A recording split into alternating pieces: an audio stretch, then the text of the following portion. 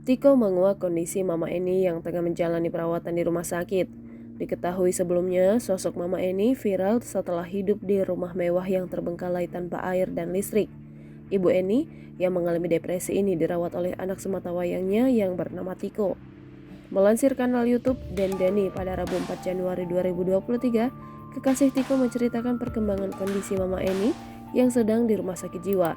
Ia mengatakan bahwa Mama Eni mulai menerima kembali orang-orang sekitarnya. Diketahui sebelumnya, Mama Eni kerap marah-marah dan menganggap semua orang adalah musuh. Menariknya, kini Ibunda Tiko justru mendapatkan penanganan yang baik. Bahkan di sana ia sudah bisa mulai tersenyum dan tertawa lepas. Tak hanya itu, Mama Eni juga tak segan bermake up bersama kekasih putranya.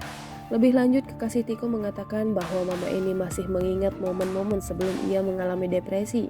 Kekasih Tiko pun sempat menanyakan apakah Mama Eni bisa naik kendaraan sepeda, motor, dan mobil.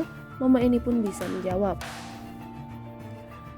Diungkap Tiko, jika dulu ketika sang ayah masih tinggal bersamanya, mereka memiliki mobil sedan Honda Accord. Potret perkembangan kondisi Mama Eni yang sedang di rumah sakit jiwa diungkap kekasih Tiko.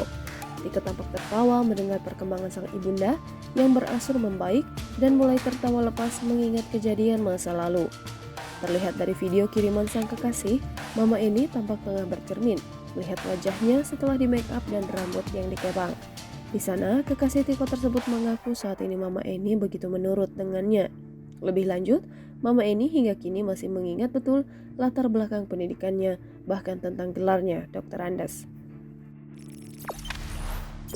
Jangan lupa subscribe, share, komen, dan like ya!